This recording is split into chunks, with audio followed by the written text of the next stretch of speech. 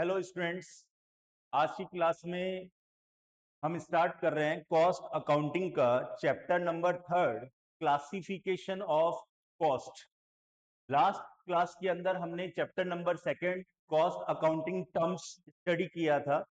तो आज हम उसका next topic classification of cost के बारे में डिस्कस करेंगे, जो कि हमारा कॉस्ट अकाउंटिंग स्टैंडर्ड 1 का पार्ट है। यहाँ पर कॉस्ट अकाउंटिंग स्टैंडर्ड 1 जो है वो क्लासिफिकेशन ऑफ कॉस्ट को ही ब्रीफ एक्सप्लेन करता है।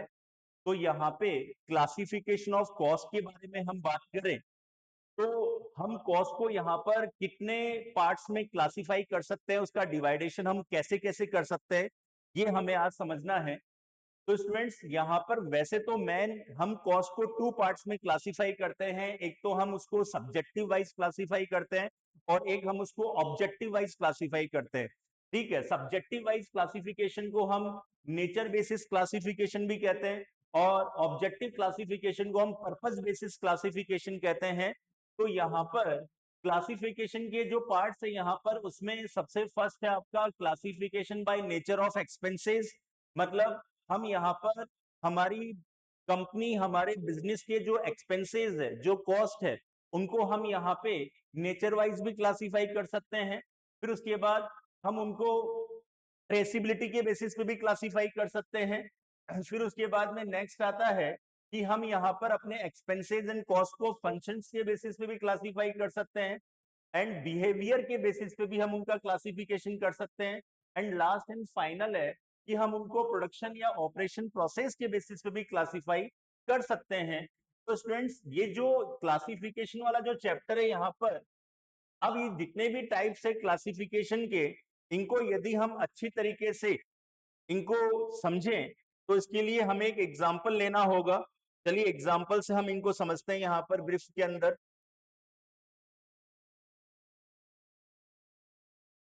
अब देखिए स्टूडेंट्स, मान लेते हैं कि हमारी एक मैन्युफैक्चरिंग कंपनी है। ठीक है, अब मैन्युफैक्चरिंग कंपनीज में क्या होता है, तो हमारी जो मैन्युफैक्चरिंग कंपनी है, मतलब हमारी जो मैन्युफैक्चरिंग यूनिट है, जिसे हम मैन्युफैक्चरिंग कंपनी भी कह सकते हैं, मैन्युफैक्चरिंग फर्म भी कह सकते हैं, यूनिट भी कह सकते हैं, कंसर्न भी कह सकते हैं। तो यहाँ पर किस चीज की मैन्युफैक्चरिंग कंपनी है? मैन्युफैक्चरिंग कंपनीज में क्या होता है, मैन्युफैक्चरिंग कंपनीज के अंदर प्रोडक्शन होता है, वहां पे प्रोडक्ट को, गुड्स को बनाया जाता है। तो हमारी जो भी मैन्युफैक्चरिंग यूनिट है, मैन्युफैक्चरिंग कंपनी है, यहाँ पर इस कंपनी के अंदर हम क्या कर रहे हैं, ये हमारी एक टेक्सटाइल मैन्युफैक्चरिंग कंपनी है। किस चीज की मैन्युफैक्चरिंग कंपनी है हमारी?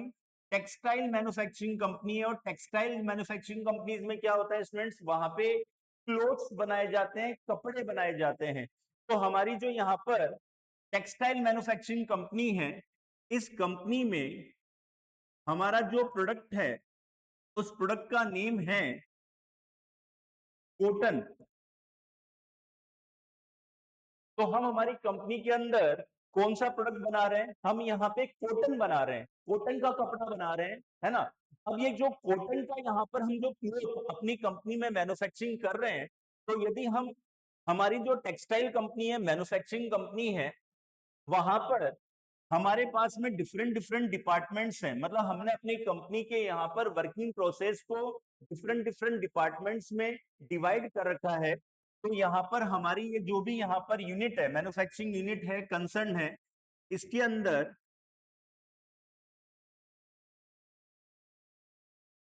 एक तो है हमारा फैक्ट्री डिपार्टमेंट।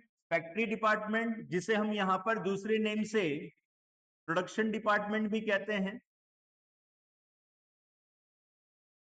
ठीक है, जहाँ पे ये कॉटन प्रोडक्ट बनाया जाता है। भाई जहां पे भी हम प्रोडक्ट की मैन्युफैक्चरिंग करते हैं, तो प्रोडक्ट की मैन्युफैक्चरिंग कहाँ पे होती है? फैक्ट्रीज में होती है। फैक्ट्रीज के अंदर हम प्रोडक्ट को बनाते हैं, मैन्युफैक्चरिंग करते हैं। तो यहाँ पर एक तो है हमारी फैक्ट्री मतलब प्रोडक्शन डिपार्टमेंट। सेकंड आ जाता है हमारा यहाँ पर administrative department.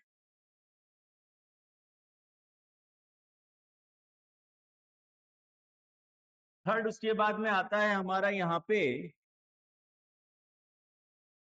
Selling and distribution department,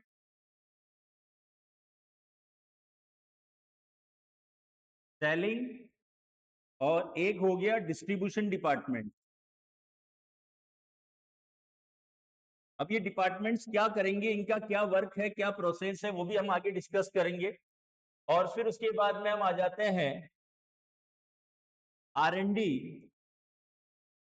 research and development department, research and development, R&D बोलते हैं शॉर्ट फॉर्म में इसको। तो स्टूडेंट्स, ये जो हमारी यहाँ पर कपड़ा बनाने की जो मैन्युफैक्चरिंग फर्म है, यहाँ पर जहां पे हम कॉटन क्लोथ बना रहे हैं, ठीक है, कॉटन का कपड़ा बना रहे हैं, तो अब यहाँ पर वो कॉटन का जो भी यहाँ पर क्लोथ मैन्युफैक्चरिंग होगा, बनाया जाएगा, वो कहाँ बनाया जाएगा, फैक्ट्री के अंदर बनाया जाएगा।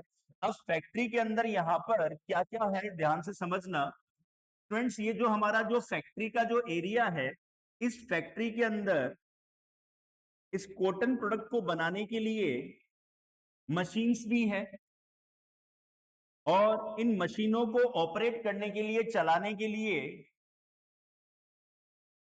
लेबर भी है,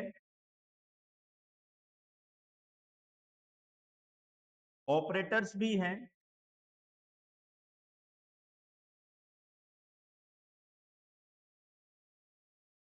सुपरवाइजर्स भी हैं। तो स्टूडेंट्स, ये जो हमारा यहाँ पर फैक्ट्री डिपार्टमेंट है, इस फैक्ट्री डिपार्टमेंट के अंदर यहाँ पर जो भी हम प्रोडक्ट मैन्युफैक्चरिंग करना चाहते हैं, जो भी प्रोडक्ट हम बनाना चाहते हैं, उसके लिए वहां पे मशीन्स भी अवेलेबल है। भाई कपड़ा बनाने की जो भी मशीन हमें चाहिए, वो हमारे पास में फैक्ट्री के अंदर अवेलेबल है। लेबर है यहाँ पर प्रोसेसिंग के लिए, लेबर भी हमारे पास में। ऑपरेटर्स है, भाई मशीन्स वगैरह को चलाने के लिए, जो हेवी मशीन्स वगैरह होती है, उनको चलाने के लिए हमें टेक्नीशियन ऑपरेटर्स की जरूरत होती है, वो भी हमारे पास में है। और सुपरवाइजर्स भी हैं, जो फैक्ट्री के अंदर लेबर एंड ऑपरेटर्स को क्या करते हैं, हैंडल करते हैं, मैनेज करते हैं, वो सुपरवाइजर्स भी है। ये सब लोग हैं हमारे पास में फैक्ट्री में। फिर उसके बाद ये जो सेकंड डिपार्टमेंट है हमारा यहाँ पर एडमिनिस्ट्रेटिव डिपार्टमेंट, ये जो एडमिनिस्ट्रेशन डिपार्टमेंट है यहाँ पर, इस एडमिनिस्ट्रेशन को हम दूसरे नेम से बोलते हैं ऑफिस डिपार्टमेंट, ठीक है। तो इस ऑफिस एडमिनिस्ट्रेशन डिपार्टमेंट में क्या है, इस एडमिनिस्ट्रेशन डिपार्टमेंट के अंदर, एडमिनिस्ट्रेशन के अंदर हमारे पास में देखिए क्या क्या अवेलेबल है। यहाँ पे हमारे पास में हमारी कंपनी के अकाउंटेंट भी हैं, यहाँ पे अकाउंटेंट के अलावा फाइनेंस मैनेजर है। जब भी हमारी कंपनी को फाइनेंस की नीड रहती है, तो उसकी नीड को फुलफिल करने के लिए, रिक्वायरमेंट को फुलफिल करने के लिए फाइनेंस मैनेजर है। परचेज मैनेजर है। परचेज मैनेजर क्या करता है, सारे सबके बारे में डिस्कस करेंगे, सारी बातें हम अभी कंप्लीट करेंगे। उसके अलावा हमारे पास में एडमिनिस्ट्रेटिव में कॉस्ट अकाउंटेंट भी है,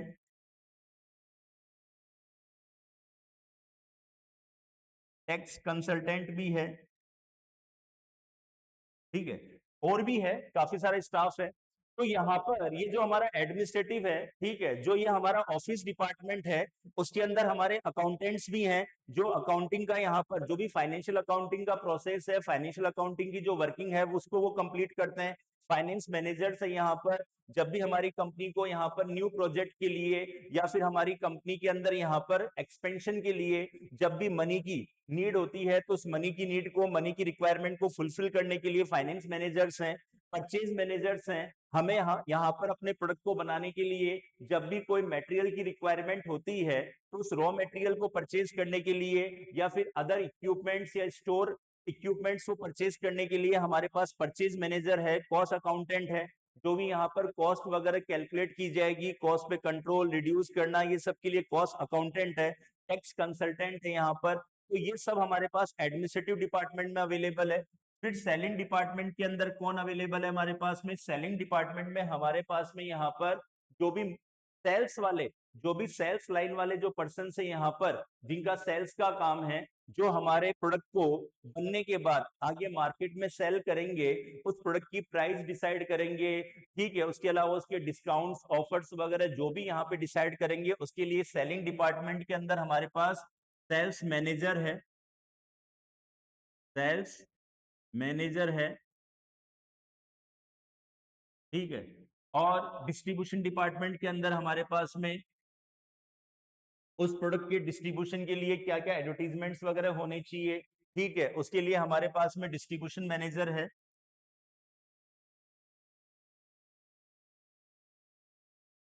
और जो भी हम प्रोडक्ट बना रहे हैं उसकी प्रॉपर रिसर्च करने के लिए, उसमें कुछ भी इनोवेशन चेंजेस करने के लिए हमारे पास R&D, research and development manager भी हमारे पास में अवेलेबल है यहाँ पर। ये एक्चुअली में जो इंजीनियर्स होते हैं वो रहते हैं यहाँ पर रिसर्च एंड डेवलपमेंट के अंदर। जो IIT वगैरह के पर्सन्स होते हैं उनको हम रिसर्च एंड डेवलपमेंट में अपॉइंट करते हैं कि भाई हमारे प्रोडक्ट की रिसर्च इसलिए की जाती है कि भाई प्रोडक्ट जो है वो कस्टमर्स के लिए, पब्लिक के लिए हार्मफुल नहीं होना चाहिए, उससे कोई पब्लिक को नुकसान ना हो, ठीक है। उसके अलावा हमारे प्रोडक्ट के अंदर क्या हम चेंजेस करें, तो उसके लिए रिसर्च एंड डेवलपमेंट के लिए R&D मैनेजर्स वगैरह हैं। तो यहाँ पर हमने क्या कर रखा है कि जो भी हमारी मैन्युफैक्चरिंग कंसर्न मैन्युफैक्चरिंग फर्म है, उस मैन्युफैक्चरिंग फर्म के अंदर यहाँ पर हम जो भी प्रोडक्ट बना रहे हैं, जो भी गुड्स हम मैन्युफैक्चरिंग कर रहे हैं, ठीक है, जैसे हम कपड़ा बना रहे हैं तो उसके लिए हमने यहाँ पर इस कपड़े को बनाने से लेकर मार्केट में सेल करने तक, ठीक है, जो भी इसका वर्किंग प्रोसेस होगा उसको हमने डिपार्टमेंट वाइज डिवाइड कर रखा है, ठीक है। ओके, अब देखिए स्टूडेंट्स, अब आते हैं कि मैंने अभी आपसे क्या कहा था। मैंने अभी आपसे कहा था कि क्लासिफिकेशन के अंदर हम यहाँ पर हमारी कॉस्ट, हमारे एक्सपेंसेस को काफी सारे पार्ट्स में हम क्लासिफाई करते हैं। तो अब सीरियल नंबर वाइज चलते हैं। सबसे फर्स्ट क्लासिफिकेशन है आपका classification by nature of expenses. मतलब हम एक्सपेंसेस को, कॉस्ट को नेचर वाइज क्लासिफाई करते हैं। तो जब नेचर वाइज इसका क्लासिफिकेशन किया जाता है तो इसे हम 3 पार्ट्स में क्लासिफाई करते हैं, जिसमें आता है मटेरियल, लेबर और एक्सपेंसेस, ठीक है। मटेरियल, लेबर और एक्सपेंसेस, ये 3 पार्ट्स है यहाँ पर। अब यदि हम मटेरियल, लेबर एंड एक्सपेंसेस के बारे में डिटेल से समझते हैं तो स्टूडेंट्स, जो भी हमारा प्रोडक्ट है यहाँ पे, जो भी प्रोडक्ट हम मैन्युफैक्चरिंग कर रहे हैं, कौन सा प्रोडक्ट बना रहे हैं हम यहाँ पर, हम कॉटन वाला प्रोडक्ट बना रहे हैं। तो हमारा जो यहाँ पर गुड्स है, प्रोडक्ट है, जिसकी हमारी मैन्युफैक्चरिंग होगी, तो इसकी मैन्युफैक्चरिंग के लिए, इसको बनाने के लिए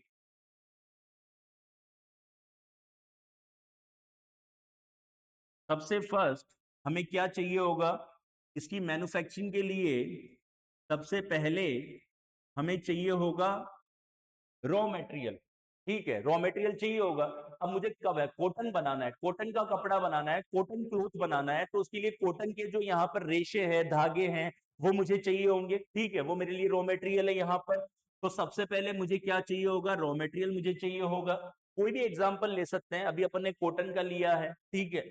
अब जैसे सपोज कीजिए ये मेरी पेन बनाने की मैन्युफैक्चरिंग होती, यदि मैं पेन बनाता तो पेन बनाने के लिए जो भी ये प्लास्टिक बॉडी है यहाँ पर, ये बॉडी मेरे लिए रॉ मटेरियल है, इसकी मुझे नीड होती, जरूरत होती। उसी टाइप से यदि मैं कपड़ा बना रहा हूं तो कपड़ा यहाँ पर किससे बनता है, धागों से बनता है। तो मुझे कॉटन के यहाँ पर जो धागे हैं, ठीक है, उनकी मुझे जरूरत होगी, ठीक है, तो वो मेरे लिए रॉ मटेरियल है। फिर उसके बाद इस रॉ मटेरियल को यहाँ पर परचेज करने के बाद, ये जो भी मुझे मटेरियल चाहिए कॉटन क्लॉथ बनाने के लिए, कॉटन के क्लॉथ को बनाने के लिए मुझे जो भी मटेरियल चाहिए, इस मटेरियल को मैं क्या करने वाला हूँ, इस मटेरियल को यहाँ पर मैं मार्केट से परचेज करूंगा। और ये जो रॉ मटेरियल मुझे चाहिए स्टूडेंट्स, इस रॉ मटेरियल को मार्केट से परचेज करने की रेस्पॉन्सिबिलिटी, जिम्मेदारी किसकी है, परचेज मैनेजर की है। परचेज मैनेजर यहाँ पर हमारी कंपनी को जो भी रॉ मटेरियल चाहिए होगा, उस रॉ मटेरियल को रीजनेबल प्राइस के ऊपर अच्छी क्वालिटी के अंदर मार्केट से परचेज करता है, ठीक है। वो इसकी हेडेक है, वो इसकी टेंशन है परचेज मैनेजर की। तो परचेज मैनेजर क्या करेगा, रॉ मटेरियल परचेज करेगा। फिर वो रॉ मटेरियल परचेज करके यहाँ पर हमारा जो भी स्टोर है वहां पे स्टोरेज करवा देगा। स्टोरेज करवाने के बाद जैसे से रॉ मटेरियल हमें फैक्ट्री में चाहिए होगा, वैसे वैसे रॉ मटेरियल स्टोर से फैक्ट्री के अंदर इशू होता जाएगा, ठीक है। अब उसके बाद रॉ मटेरियल जो हमें चाहिए वो तो हमें मिल गया, लेकिन अब इस रॉ मटेरियल के ऊपर जो प्रोसेसिंग होगी, इसके जो आगे का यहाँ पर वर्किंग प्रोसेस होगा, वो कौन करेगा, वो करेंगे हमारी कंपनी के अंदर जो हमारे फैक्ट्री में जो लेबर अवेलेबल है, ठीक है, वो लेबर उस पर प्रोसेसिंग करेगी। तो इस रॉ मटेरियल को हम आगे किसके पास पहुंचा देंगे, इस रॉ मटेरियल को हम फैक्ट्री में लेबर के पास पहुंचा देंगे। और यहाँ पर ये जो भी लेबर है, ये लेबर यहाँ पर इस रॉ मटेरियल के ऊपर प्रोसेसिंग करेगी। प्रोसेसिंग किस चीज की करेगी भाई? प्रोसेसिंग ये करेगी कि वो यहाँ पर इस रॉ मटेरियल से फिनिश्ड गुड्स रेडी करने का प्रोसेस स्टार्ट कर देगी। भाई रॉ मटेरियल को फिनिश गुड्स में कन्वर्ट करना है, तो उस रॉ मटेरियल को फिनिश गुड्स में चेंज करने के लिए उस पर जो प्रोसेसिंग होगी वो प्रोसेसिंग कौन करेगा? लेबर करेगी यहाँ पर। तो अब यहाँ पर अब बात यह है कि सर लेबर जो है यहाँ पर वो भी तो टाइप्स होते हैं उसके भी। भाई लेबर के भी टाइप्स होते हैं, स्किल्ड, सेमी स्किल्ड, अनस्किल्ड, ठीक है, ये आगे की बातें स्टूडेंट्स। तो यहाँ पर लेबर को, यहाँ पर लेबर या तो एक्सपीरियंस, ऑलरेडी एक्सपीरियंस्ड है तो अच्छी बात है, नहीं है तो ये जो सुपरवाइजर बैठा है ना, ये जो सुपरवाइजर बैठा है फैक्ट्री के अंदर, ये सुपरवाइजर यहाँ पर उसको क्या करेगा? ये सुपरवाइजर उसको यहाँ पर पूरा काम सिखा देगा। ठीक है, क्योंकि सुपरवाइजर को इसलिए बैठाया गया है कि फैक्ट्री में यहाँ पर जो भी हमारे लेबर्स हैं, ठीक है, और जो भी अदर एम्प्लॉइज हैं यहाँ पर जो फैक्ट्री में है, तो सुपरवाइजर क्या करता है? सुपरवाइजर यहाँ पर उनको ट्रेनिंग प्रोवाइड करता है, प्रॉपर ट्रेन करता है। ओके, तो या तो लेबर पहले से एक्सपीरियंस हो, यदि नहीं है तो वो सुपरवाइजर उनको ट्रेन करके एक्सपीरियंस कर देगा, बना देगा। अब लेबर के बाद में यहाँ पर प्रोसेसिंग के अंदर, ये जो प्रोसेसिंग हो रही है रॉ मटेरियल के ऊपर, इस प्रोसेसिंग के अंदर हमारे अदर एक्सपेंसेस भी होंगे। अब अदर एक्सपेंसेस क्या होंगे? अदर एक्सपेंसेस की हम बात करें तो अदर एक्सपेंसेस में जैसे कि हमारी जो मशीन्स वगैरह हैं, उन मशीन्स को यहाँ पर, उन मशीन्स, जो भी मशीन्स है, उन मशीन्स को ऑपरेट करने के लिए, चलाने के लिए, उनको मेंटेन करने के लिए हमें क्या चाहिए होते हैं? इक्विपमेंट्स चाहिए होते हैं, स्टोर्स चाहिए होते हैं, टूल्स चाहिए होते हैं, ठीक है, तो वो भी हमारे अदर एक्सपेंसेस में काउंट होते हैं। ओके, उसके अलावा क्योंकि हम अदर एक्सपेंसेस को भी दो पार्ट में डिवाइड करते हैं, डायरेक्ट और इनडायरेक्ट। ओके, वो हमारे नेक्स्ट वाले इसी चैप्टर के नेक्स्ट टॉपिक में आएगा। तो यहाँ पर स्टूडेंट्स हमने क्या किया, हमारा जो भी प्रोडक्ट था उस प्रोडक्ट को बनाने के लिए पहले हमने रॉ मटेरियल परचेज किया, फिर रॉ मटेरियल को हमने आगे लेबर को सौंप दिया प्रोसेसिंग के लिए, फिर लेबर जो प्रोसेसिंग करेगा वो तो लेबर एक्सपेंसेस हो गए। तो अब देखो एक्सपेंसेस क्या क्या इंकर्ड हो रहे हैं इसके ऊपर। पहला एक्सपेंसेस आपका इस पे इंकर्ड हो रहा है रॉ मटेरियल का एक्सपेंसेस, कि रॉ मटेरियल आप मार्केट से परचेज करेंगे तो फ्री में तो नहीं आएगा ना, पैसा तो लगेगा, वो एक्सपेंसेस। फिर जो लेबर यहाँ पर है, वो लेबर जो प्रोसेसिंग कर रही है उस लेबर को आप क्या पे करेंगे? वेजेस पे करेंगे। तो सेकंड आपका हो गया वेजेस का एक्सपेंसेस। और फिर उस पे जो अदर एक्सपेंसेस होंगे, भाई कॉटन के ऊपर जो यहाँ पर कपड़े पे जो आपके अदर एक्सपेंसेस होंगे, अदर एक्सपेंसेस क्या क्या होंगे?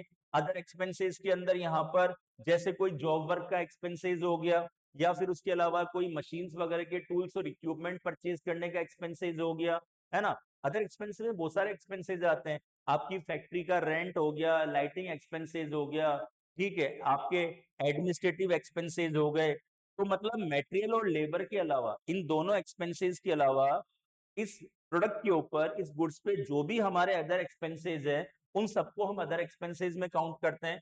तो अदर एक्सपेंसेस के अंदर आपके यहाँ पर क्या क्या काउंट हो जाते हैं? फैक्ट्री का रेंट हो गया, लाइटिंग एक्सपेंसेस हो गया, मशीन्स के डेप्रिसिएशन हो गए, एडमिनिस्ट्रेटिव एक्सपेंसेस हो गए, ये सब आपके अदर एक्सपेंसेस के पार्ट है।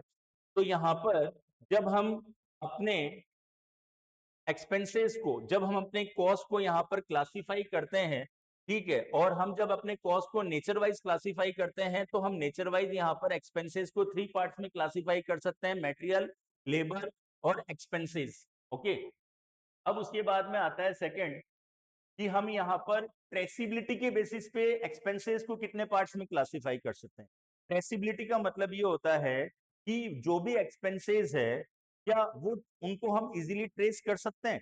तो जिन एक्सपेंसेस को हम इजीली ट्रेस कर सकते हैं, ठीक है, उनको हम कहते हैं डायरेक्ट एक्सपेंसेस, और जिसे हम इजीली ट्रेस नहीं कर सकते वो होते हैं हमारे इनडायरेक्ट एक्सपेंसेस।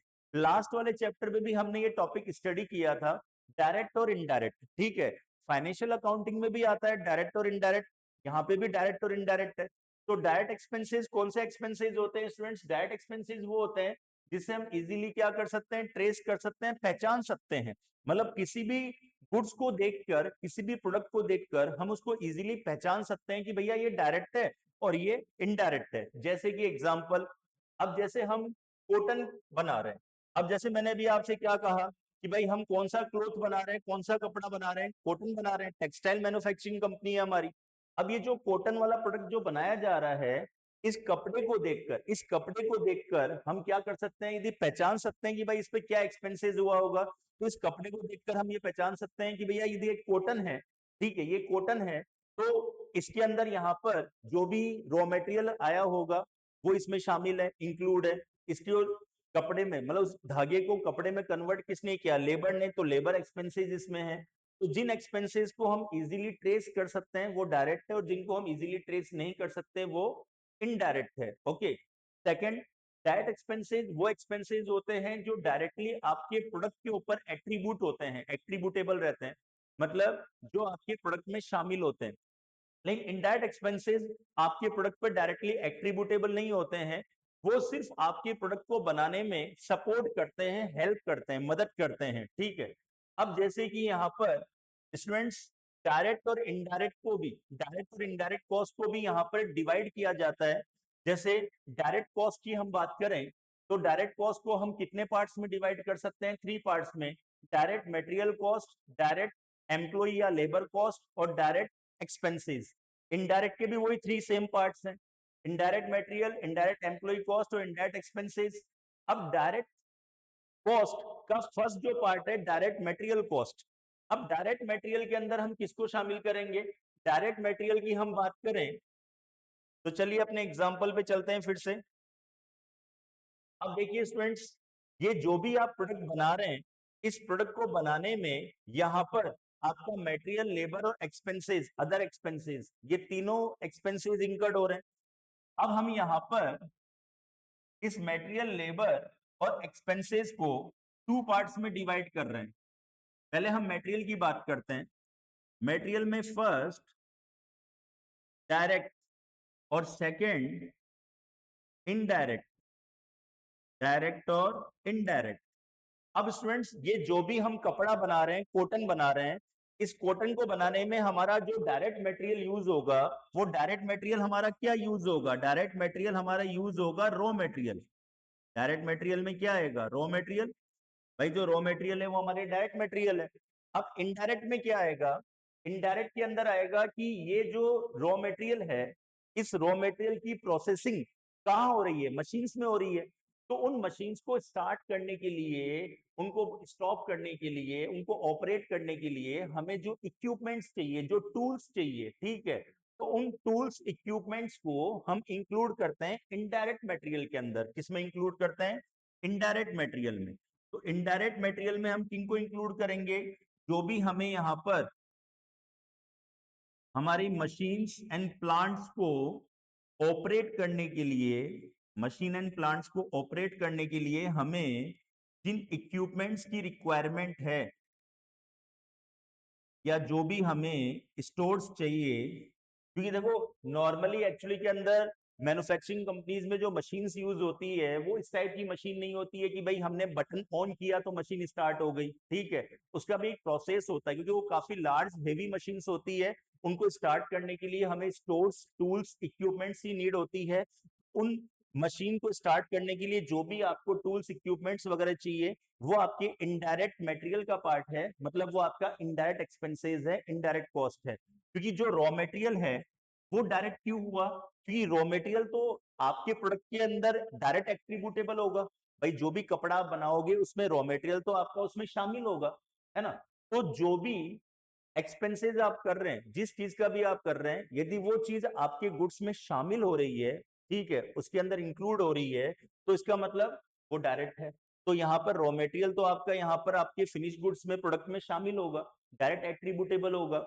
लेकिन जो इनडायरेक्ट एक्सपेंसेस है वो आपके फिनिश गुड्स में डायरेक्ट एट्रीब्यूटेबल नहीं हो रहे हैं, क्योंकि मशीन, अब जिस मशीन में कपड़ा बन रहा है उस मशीन को थोड़ी ना कपड़े में शामिल करेंगे। मशीन में कपड़ा बनाया जा रहा है, कॉटन बना रहे हैं हम, अपना गुड्स बना रहे हैं, तो उस मशीन को चलाने के लिए जो इक्विपमेंट्स वगैरह चाहिए होंगे, तो वो तो इनडायरेक्ट है, क्योंकि वो डायरेक्ट आपके प्रोडक्ट के ऊपर एट्रीब्यूट नहीं हो रहे हैं यहाँ पर, ठीक है।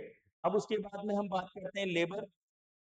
अब लेबर की बात करें तो लेबर को भी हम यहाँ पे क्या कर रहे हैं स्टूडेंट्स, लेबर को भी हम यहाँ पे 2 पार्ट्स में डिवाइड कर रहे हैं, वही डायरेक्ट और इनडायरेक्ट। लेबर के भी 2 पार्ट्स हैं। लेबर की बात करें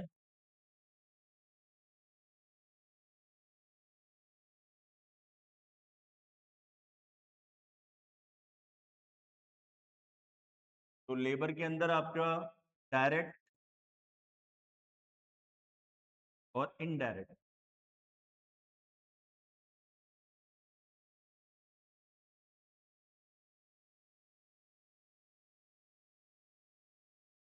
चलिए अब देखिए स्टूडेंट्स, डायरेक्ट लेबर एक्सपेंसेस कौन से होंगे?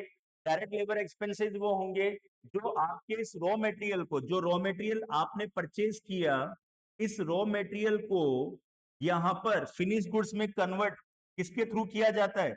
रॉ मटेरियल को यहां पे कन्वर्ट किया जाएगा फिनिश गुड्स में, एफजी में। और ये काम कौन करेगा? लेबर ही तो करेगी।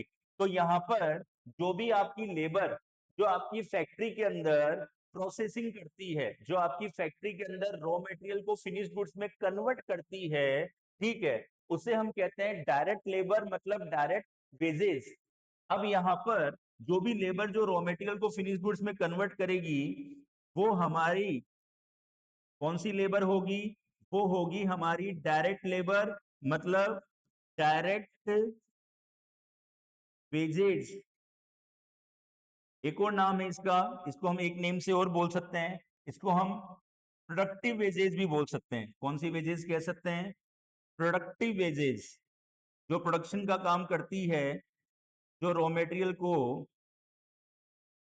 फिनिश गुड्स में कन्वर्ट करने का काम करती है, उसके बदले में जो वेजेज आप पे करते हैं वो होती है आपकी डायरेक्ट वेजेज, मतलब डायरेक्ट लेबर, प्रोडक्टिव वेजेज। ठीक है। अब बात है कि भाई लेबर को भी हमने दो पार्ट में डिवाइड किया, डायरेक्ट और इनडायरेक्ट। तो डायरेक्ट में तो वो लेबर आ गई जो रॉ मटेरियल को फिनिश गुड्स में कन्वर्ट करने का काम कर रही है, प्रोसेसिंग कर रही है। इनडायरेक्ट में कौन सी है? तो स्टूडेंट्स मैंने भी क्या कहा था कि फैक्ट्री के अंदर कौन कौन लोग मौजूद है, अवेलेबल है? लेबर है, ऑपरेटर है, सुपरवाइजर है। तो लेबर तो क्या कर रहा है? लेबर तो यहाँ पर आपका प्रोसेसिंग कर रहा है, मतलब रॉ मटेरियल को फिनिश गुड्स में कन्वर्ट कर रहा है। लेकिन जो सुपरवाइजर है, ठीक है, और जो ऑपरेटर है वो क्या कर रहे हैं? सुपरवाइजर तो सिर्फ मैनेज करने का काम कर रहा है, गुड्स नहीं बना रहा। ऑपरेटर भी क्या कर रहा है? सिर्फ मशीनें चला रहा है, यहाँ पर मशीन स्टार्ट कर रहा है और स्टॉप कर रहा है। ओके। अब यहाँ पर ये जो सुपरवाइजर है, जो भी सुपरवाइजर फोरमैन वगैरह आपकी कंपनी के अंदर है, ये जो सुपरवाइजर फोरमैन जो फैक्ट्री में है, सुपरवाइजर और फोरमैन जो आपकी फैक्ट्री में है, इनको जो आप सैलरी पे करेंगे, इनका जो रेमुनरेशन आप पे करेंगे, वो रेमुनरेशन, वो वेजेस किसमें काउंट होगा? इनडायरेक्ट के अंदर होगा, क्योंकि वो लोग गुड्स बना नहीं रहे, वो सिर्फ गुड्स बनाने में सपोर्ट कर रहे हैं, हेल्प कर रहे हैं। ठीक है, क्योंकि वो सिर्फ ओनली आपकी फैक्ट्री में जॉब करने वाले लेबर्स को मैनेज कर रहे हैं, ट्रेन कर रहे हैं। ठीक है, ये काम उनका है। तो उनको हम सुपरवाइजर्स को जो सैलरी एंड वेजेस पे करेंगे, वो हमारा इनडायरेक्ट एक्सपेंसेस है। वो कौन सा एक्सपेंसेस है? इनडायरेक्ट एक्सपेंसेस है। फिर उसके बाद में नेक्स्ट आता है अदर एक्सपेंसेस। अब अदर एक्सपेंसेस में हम इनको इंक्लूड करें, अदर एक्सपेंसेस को भी हम टू पार्ट्स में डिवाइड करेंगे। अब अदर एक्सपेंसेस के टू पार्ट्स की बात करें तो वही डायरेक्ट और इनडायरेक्ट, वही दो हो गए आपके, एक आपका डायरेक्ट और दूसरा आपका इनडायरेक्ट। अब अदर एक्सपेंसेस की जो टू पार्ट्स है, डायरेक्ट और इनडायरेक्ट, इसमें क्या होगा? तो अदर एक्सपेंसेस के जो डायरेक्ट और इनडायरेक्ट दो पार्ट है स्टूडेंट्स यहाँ पर, उसमें डायरेक्ट के अंदर हम इंक्लूड करते हैं जॉब वर्क एक्सपेंसेस को। अब ये जॉब वर्क क्या होता है सर? जॉब वर्क का मतलब ये हुआ कि भैया हम जो कपड़ा बना रहे हैं, हमारी जो टेक्सटाइल कंपनी है, फर्म है, उसमें जो हम कॉटन क्लोथ बना रहे हैं, कॉटन के अंदर आजकल इतना मतलब आगे अपडेट जमाना है, तो उसके अकॉर्डिंग हमें क्या करना है? सिंपल कॉटन क्लोथ तो नहीं बनाना, उसमें डिजाइनिंग वगैरह भी देनी है। तो डिजाइनिंग के लिए जो भी हमारी प्रिंटिंग मशीन वगैरह है वो हमारे पास अवेलेबल नहीं है। तो हम कहीं बाहर से यदि उस कपड़े पे डिजाइन बनवाते हैं, भाई हमारे पास डिजाइनिंग की मशीन्स अवेलेबल नहीं है, या फिर ये भी हम बोल सकते हैं कि वो मशीन्स काफी कॉस्टली है, अभी उन्हें हम परचेज नहीं कर पाएंगे। तो हम क्या कर सकते हैं? उन पे हमारे क्लोथ पे, हमारे कपड़े पे जो भी डिजाइनिंग वगैरह है अपडेशन के अकॉर्डिंग, वो हम कहीं बाहर से डिजाइनिंग करवा रहे हैं। तो यदि आप बाहर से कहीं से डिजाइनिंग करवाते हो, मतलब अपना प्रोडक्ट, अपने गुड्स का कोई भी प्रोसेस जो आप कहीं बाहर से कंप्लीट करवाते हैं, उसे हम कहते हैं जॉब वर्क। तो जो जॉब वर्क का जो एक्सपेंसेस है, भाई डिजाइन है तो डिजाइन भी तो आपके गुड्स के ऊपर, प्रोडक्ट के ऊपर ही तो आ रही है, तो वो भी आपके लिए डायरेक्ट है, जो भी डायरेक्ट आपकी गुड्स पे एट्रीब्यूटेबल हो रहा है। तो जॉब वर्क एक्सपेंसेस भी आपका डायरेक्ट एक्सपेंसेस है। और इनडायरेक्ट एक्सपेंसेस की बात करूं मैं यहाँ पर, तो इनडायरेक्ट एक्सपेंसेस में बहुत सारे एग्जांपल है, जैसे कि आपके ऑफिस का, फैक्ट्री का रेंट, आपका लाइटिंग एक्सपेंसेस, आपका स्टेशनरी एक्सपेंसेस, ये सब क्या है आपके, ये सब के सब यहाँ पर आपके इनडायरेक्ट एक्सपेंसेस है। तो हम यहाँ पर एक्सपेंसेस को भी डायरेक्ट और इनडायरेक्ट दो पार्ट में डिवाइड कर सकते हैं। अब भैया रेंट है, तो रेंट यहाँ पर डायरेक्ट आपके प्रोडक्ट पे थोड़ी ना एट्रीब्यूटेबल हो रहा है, जो स्पेस आपने, जो भी एरिया आपने ऑक्यूपाई कर रखा है, ले रखा है, आप उसका रेंट पे कर रहे हैं, और आप गुड्स को देखकर रेंट का पता नहीं लगा पाएंगे। ठीक है, तो यहाँ पर जो भी एक्सपेंसेस जिनको आप इजीली ट्रेस कर सकते हैं, जो डायरेक्टली आपके प्रोडक्ट पे एट्रीब्यूटेबल होते हैं, वो डायरेक्ट है। जिनको इजीली ट्रेस नहीं कर सकते, जो डायरेक्ट आपके प्रोडक्ट पे एट्रीब्यूटेबल नहीं हो रहे हैं, वो आपके इनडायरेक्ट है। तो स्टूडेंट्स, ये हमने यहाँ पर सेकंड, पहला क्या था आपका, पहला था आपका नेचर वाइज कॉस्ट का क्लासिफिकेशन कैसे किया जाता है, वो कंप्लीट हो गया। सेकंड है ट्रेसिबिलिटी के बेसिस पे कॉस्ट का क्लासिफिकेशन कैसे किया जाता है। अब उसके बाद में आता है कि फंक्शंस के बेसिस पे कॉस्ट को क्लासिफाई कैसे किया जाता है। तो फंक्शंस के बेसिस पे हम कॉस्ट को कितने पार्ट्स में क्लासिफाई कर सकते हैं। फर्स्ट है हमारा मैन्युफैक्चरिंग प्रोडक्शन। अब मैंने यहाँ पर अभी उस एग्जांपल में स्टार्टिंग में अपनी फर्म, अपनी कंपनी के वर्किंग प्रोसेस को डिपार्टमेंट वाइज डिवाइड किया था, जिसमें सबसे पहला था फैक्ट्री प्रोडक्शन डिपार्टमेंट। तो हमारे फैक्ट्री के जो एक्सपेंसेस है, फैक्ट्री में हमारे जितने भी एक्सपेंसेस हो रहे हैं, उनको हम कहते हैं फैक्ट्री एक्सपेंसेस या प्रोडक्शन कॉस्ट। ऑफिस के जो एक्सपेंसेस हैं, उनको हम कहते हैं एडमिनिस्ट्रेटिव एक्सपेंसेस या एडमिनिस्ट्रेटिव कॉस्ट। सेलिंग डिपार्टमेंट, जो सेल्स मैनेजर वगैरह यहाँ पर है, तो या सेल्स के लिए जो एम्प्लॉइज हैं वहां पे, वो क्या करते हैं, वो यहाँ पर उस गुड्स को मार्केट में सेल करते हैं, उसकी प्राइजेज वगैरह डिसाइड करते हैं। तो उनका रेमुनरेशन हो गया, उनका इंसेंटिव्स वगैरह हो गया, ये जो भी एक्सपेंसेस हो रहे हैं वो सेलिंग का पार्ट है। डिस्ट्रीब्यूशन, जो गुड्स को यहाँ पर मार्केट तक पहुंचाएगा, फिनिश गुड्स को, आपका ट्रांसपोर्टेशन वगैरह के जो एक्सपेंसेस होंगे, ठीक है, आपके ट्रांसपोर्टेशन हो गए, आपके एडवर्टीजमेंट्स वगैरह जो हो गए, तो ये सारे एक्सपेंसेस आपके डिस्ट्रीब्यूशन के पार्ट है। फिर उसके बाद रिसर्च एंड डेवलपमेंट, जो भी आपका प्रोडक्ट के अंदर कुछ भी रिनोवेशन हो रहा है, कुछ भी नया चेंजेस हो रहा है, उसके लिए आपने जो R&D टीम रखी हुई है, R&D के अंदर जो भी इंजीनियर्स आपने रखे हुए हैं, उनका जो रेमुनरेशन या उनके जो एक्सपेंसेस है, वो आपकी रिसर्च एंड डेवलपमेंट एक्सपेंसेस में आ जाएंगे। तो यहाँ पर हम फंक्शन के बेसिस पे कॉस्ट को कितने पार्ट्स में क्लासीफाई कर सकते हैं, वही आपके 6 पार्ट्स हो गए। फिर आता है स्टूडेंट्स कि हम बिहेवियर के बेसिस पे कॉस्ट को कितने पार्ट्स में क्लासीफाई कर सकते हैं। तो बिहेवियर वाला जो टॉपिक है, ये थोड़ा इंपॉर्टेंट ज्यादा है, क्योंकि इसमें हम बिहेवियर वाइज कॉस्ट को फिक्स वेरिएबल और सेमी वेरिएबल में क्लासीफाई कर सकते हैं। और आपके इस चैप्टर में सेमी वेरिएबल कॉस्ट का सेग्रीगेशन मतलब सेपरेशन भी है, ये वाला पार्ट भी है। तो इससे पहले एक बार हम production wise, operation wise cost को क्लासिफाई करना समझते हैं, फिर हम बिहेवियर पे आएंगे। अब देखिए स्टूडेंट्स, यदि आप कॉस्ट को ऑपरेशन वाइज क्लासिफाई करना चाहते हैं, तो ये जो ऑपरेशन वाइज क्लासिफिकेशन है, इसमें सबसे फर्स्ट है जॉब कॉस्ट, फिर आता है batch cost, contract cost, process cost.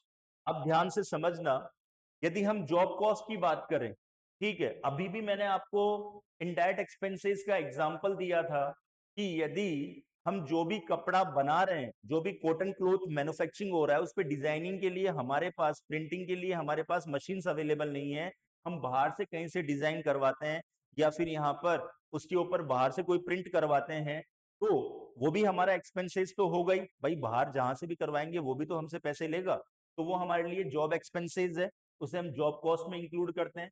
Job cost के एग्जांपल, जॉब कॉस्ट का एग्जांपल है आपका प्रिंटिंग और एडवर्टीजमेंट। फिर उसके बाद में यहाँ पर बैच कॉस्ट, बैच कॉस्ट के अंदर हम क्या शामिल करते हैं स्टूडेंट्स, बैच कॉस्टिंग ज्यादातर यहाँ पर जो फार्मास्यूटिकल्स कंपनीज है, ये मेथड है आपके, ये मेथड्स है स्टूडेंट्स। मतलब फर्स्ट चैप्टर में भी हमने यहाँ पर मेथड्स के बारे में डिस्कस किया था, आपको याद हो तो, job cost, batch cost, contract वगैरह। तो जब हम यहाँ पर प्रोडक्शन या ऑपरेशन प्रोसेस वाइज कॉस्ट को क्लासिफाई करते हैं, तो उसमें ये सारे मेथड्स आ जाते हैं।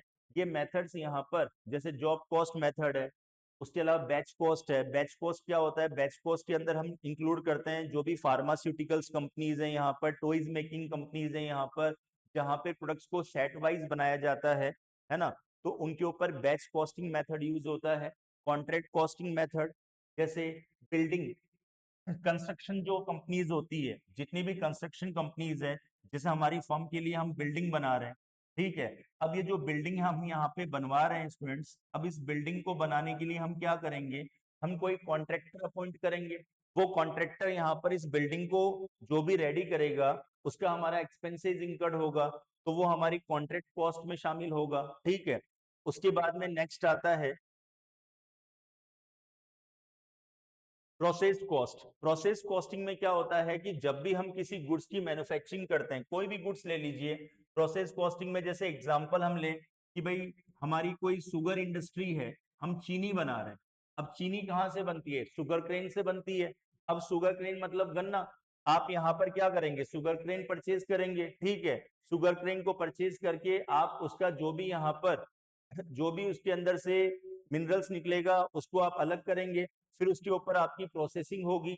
उसमें फर्स्ट प्रोसेसिंग के अंदर आप उसको फिल्टर करेंगे, फिर उसके अंदर आप कुछ इंग्रेडिएंट्स वगैरह इंक्लूड करेंगे। तो जब भी किसी गुड्स को बनाने में, प्रोडक्ट को बनाने में more than one process use होते हैं, एक से ज्यादा प्रोसेस यूज होते हैं, जैसे ऑयल इंडस्ट्रीज हो गई, किसी भी चीज का ऑयल ले लीजिए, कोकोनट ऑयल ले लीजिए, है ना। कोकोनट ऑयल में होता है ग्राउंड नट ऑयल ले लीजिए।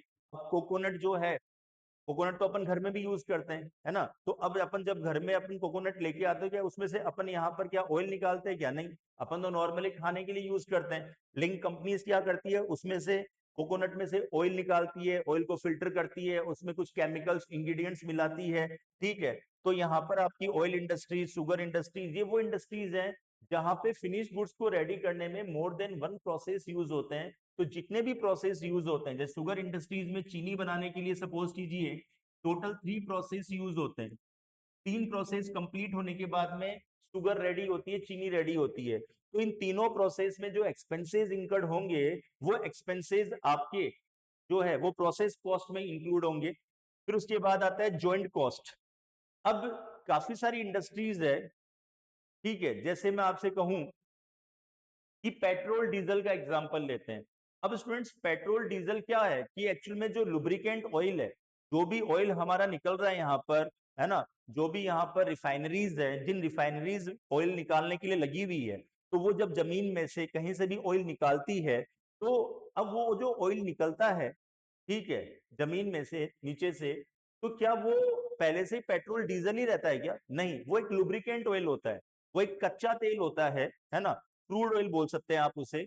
वो एक क्रूड ऑयल होता है स्टूडेंट्स। अब उस क्रूड ऑयल का क्या होता है कि उस क्रूड ऑयल को आगे फिल्टर किया जाता है, उसको आगे उसका सेपरेशन किया जाता है। तो आपकी जो रिफाइनरीज है, वो रिफाइनरीज क्या कर रही है, वो यहाँ पर जमीन में से क्रूड ऑयल निकाल रही है, ओके। अब उस क्रूड ऑयल को निकालने के बाद उसमें पेट्रोल को अलग किया जाएगा, उसमें से डीजल को अलग किया जाएगा, उसके अंदर केरोसिन को अलग किया जाएगा, तो इस अकॉर्डिंग उसका सेपरेशन किया जाता है। तो जब जमीन में से रिफाइनरीज ने जो ऑयल निकाला था, वो तो सिंगल एक ही ऑयल था, तो उसको जमीन में से निकालने की जो कॉस्ट है, जो एक्सपेंसेस है, वो होती है जॉइंट कॉस्ट। जब उसमें से पेट्रोल डीजल सब अलग करेंगे, तो वो एक्सपेंसेस पेट्रोल में डिवाइड, डीजल में डिवाइड, मतलब उस जॉइंट एक्सपेंसेस को हम पेट्रोल डीजल केरोसिन में डिवाइड कर देंगे। उस जॉइंट कॉस्ट का हम सेपरेशन कर देते हैं। बहुत सारे एग्जांपल है, जैसे हमारा ब्लड है। अब जैसे हम कहीं ब्लड डोनेट करने जाते हैं, अब ब्लड डोनेट करने जाते हैं, तो जो ब्लड डोनेशन जो भी यहाँ पर वो ट्रस्ट है, वो क्या करती है, हमारे ब्लड को भी काफी सारे पार्ट्स में डिवाइड कर देती है। हमारे ब्लड में से हीमोग्लोबिन अलग कर देती है, यूनिट्स अलग कर देती है, जो मेन मेन चीजें सबको सेपरेट कर देते हैं। जैसे कि डेयरी फार्म, अब डेयरी फार्म में जैसे दूध है, अब दूध में से यहाँ पर जो भी मेन मेन पार्ट्स होते हैं वो अलग कर दिए जाते हैं, ठीक है ना। भाई दूध में से यहाँ पर जो भी आपका घी वगैरह का जो भी है, उनको सेपरेट कर दिया जाता है। तो ये जो इंडस्ट्रीज है, वहां पे जॉइंट एक्सपेंसेस जो होते हैं, ठीक है, स्टार्टिंग में उनका आगे हम प्रोडक्ट वाइज क्या कर देते हैं, उनका सेपरेशन कर देते हैं, डिवाइडेशन कर देते हैं, सिंपल सी बात है। अब देखिए स्टूडेंट्स, तो यहाँ पर मैं आपको एक चीज और कंफर्म कर दूं कि ये जो हम क्लासिफिकेशन कर रहे हैं कॉस्ट का, जिसमें हमने सबसे फर्स्ट क्या किया था, हमने यहाँ पर नेचर वाइज क्लासिफिकेशन किया था, जिसमें मटेरियल, लेबर और एक्सपेंसेस ये हमारे चैप्टर्स हैं। मतलब जो हमारी जो सेकंड यूनिट है कॉस्ट अकाउंटिंग में, उसमें हमारे ये चैप्टर्स हैं, इंपॉर्टेंट चैप्टर्स हैं, material cost, labour cost, expenses. ठीक है, तो यहाँ पर ये हमारे चैप्टर है।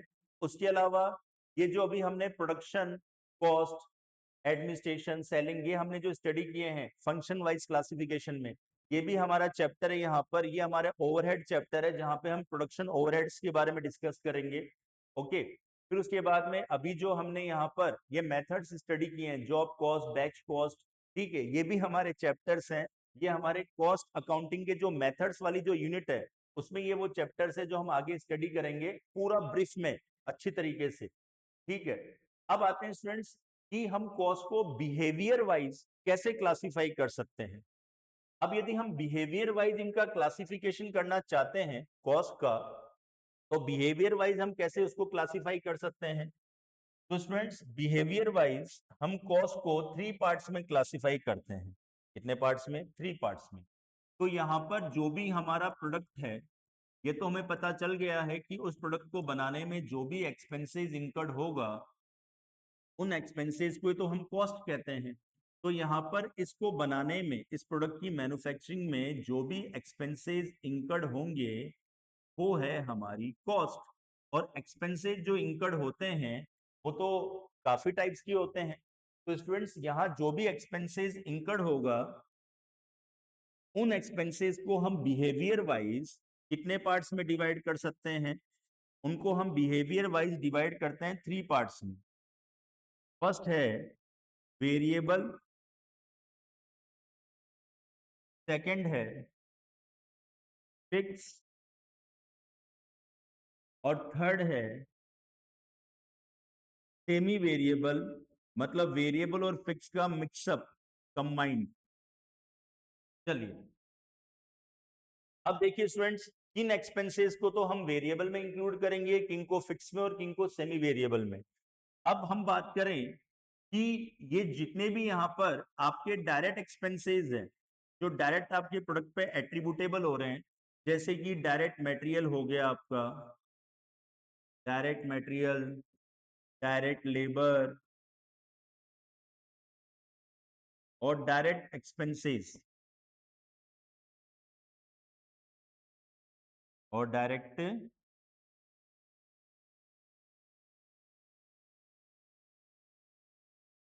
तो इनको हम वेरिएबल में इंक्लूड इसलिए करते हैं स्टूडेंट्स, क्योंकि वेरिएबल एक्सपेंसेस वो एक्सपेंसेस है जो हमारी क्वांटिटी, हमारी नंबर ऑफ यूनिट्स के बेसिस पे चेंज होते रहते हैं। कैसे चेंज? ऐसे होते रहते हैं कि हम यहाँ पर जो भी हम कॉटन क्लोथ बना रहे हैं, ठीक है, उसकी क्वांटिटी के अकॉर्डिंग वेरिएबल एक्सपेंसेस क्या होंगे? फ्लक्चुएट होंगे, चेंज होंगे। ये वेरिएबल होते हैं, वेराई करते हैं। वेराई कैसे? जैसे सपोज करना कि अभी हम हमारे प्रोडक्ट की 100 यूनिट्स बना रहे हैं। अब जो भी हम 100 यूनिट्स बना रहे हैं, उस 100 यूनिट्स को बनाने के लिए हमारा जो मटेरियल एक्सपेंसेस इंकर्ड हो रहा है, डायरेक्ट मटेरियल, वो 100 यूनिट्स बनाने में हमारा डायरेक्ट मटेरियल एक्सपेंसेस इंकर्ड हुआ 2000 रुपीज। कितना हुआ? 2000। फिर उसके बाद यदि हम 200 यूनिट्स बनाएंगे, तो 200 यूनिट्स बनाने के लिए हमारा जो डायरेक्ट मटेरियल है वो इंकर्ड होगा 4000 रुपीज। भाई मटेरियल, आप यदि क्वांटिटी इंक्रीज करेंगे तो उस गुड्स में लगने वाला जो रॉ मटेरियल है वो भी तो इंक्रीज होगा, उसकी भी तो क्वांटिटी इंक्रीज होगी। सिंपल सी बात है। भाई यहाँ पर मैं आपसे कहता हूं कि इस पेन को बनाने के लिए, सिंगल वन पीस को बनाने के लिए मुझे जो रॉ मटेरियल चाहिए, ठीक है, क्या उस रॉ मटेरियल में एक सिंगल पीस बन रहा है, तो क्या उसी रॉ मटेरियल के अंदर हम इस पेन के 10 पीसेस बना सकते हैं, 10 पीस बना सकते हैं? पॉसिबल नहीं है ना। भाई यदि हमें 10 पीस बनाने हैं तो हमें मटेरियल बढ़ाना पड़ेगा, इंक्रीज करना पड़ेगा। वही सेम बात है कि भाई 100 यूनिट्स बना रहे हैं तो उसके लिए हमें 2000 रुपीज का रॉ मटेरियल चाहिए, और 200 यूनिट्स बनाने के लिए हमें 4000 रुपीज का रॉ मटेरियल चाहिए। तो इसका मतलब आप अपनी क्वांटिटी को जैसे जैसे इंक्रीज करोगे, वैसे वैसे आपका रॉ मटेरियल इंक्रीज होता जाएगा। और जरूरी नहीं है कि हमेशा इंक्रीज हो, आप अपनी क्वांटिटी को रिड्यूस करो, आपकी वेरिएबल कॉस्ट भी रिड्यूस होती जाएगी। सेम बात है। तो यहां पर वेरिएबल कॉस्ट की हम बात करें तो वेरिएबल कॉस्ट किस अकॉर्डिंग इंकर्ड होती है, उसको मैं एक ग्राफ के पॉइंट ऑफ व्यू से समझा रहा हूं, आपको समझना ध्यान से। अब जैसे कि स्टूडेंट्स आपके सामने एक ग्राफ है और इस ग्राफ के अंदर ये तो है आपका वेरिएबल कॉस्ट और ये है आपकी यूनिट्स। ओके,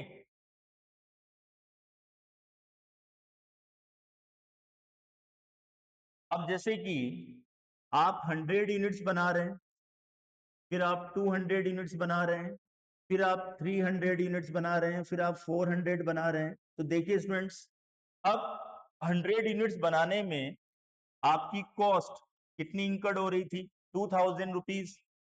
फिर आप जब 200 बनाएंगे तो 4000। फिर यदि आप 300 बनाएंगे तो उस पर आपकी कॉस्ट कितनी इंकर्ड होगी, उस पर आपकी कॉस्ट इंकर्ड होगी 6000, राइट। फिर 400 पे आपकी कॉस्ट इंकर्ड होगी 8000। ओके, तो स्टूडेंट्स यदि आप 100 यूनिट्स बनाते हैं तो वहां पर आपकी कॉस्ट इंकर्ड हो रही है कितनी, 2000। 200 यूनिट्स पे आपकी कॉस्ट इंकर्ड हो रही है 200 यूनिट्स पे 4000। 300 यूनिट्स पे आपकी कॉस्ट इंकर्ड हो रही है 6000 और 400 यूनिट्स पे आपकी कॉस्ट इंकर्ड हो रही है कितनी, 8000। तो देखिए वेरिएबल कॉस्ट जैसे जैसे आप अपनी क्वांटिटी को, यूनिट्स को इंक्रीज करते जा रहे हैं, वैसे वैसे आपकी वेरिएबल कॉस्ट भी क्या होती जा रही है स्टूडेंट्स, इंक्रीज होती जा रही है। वैसे वैसे वेरिएबल कॉस्ट भी क्या होती जा रही है, इंक्रीज होती जा रही है। चेक कर लीजिए चाहे।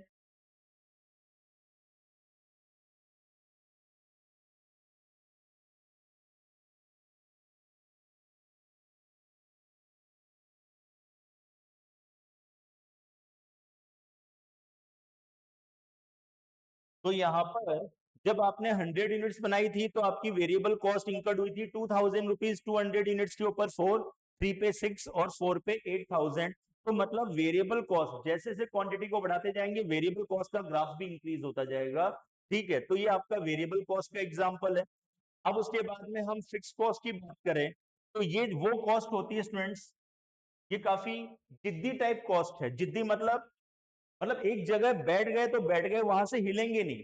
अब यदि हम फिक्स कॉस्ट की बात करें तो फिक्स कॉस्ट के अंदर हमारे एग्जांपल्स हैं। तो फिक्स कॉस्ट का एग्जांपल जैसे कि आपका रेंट।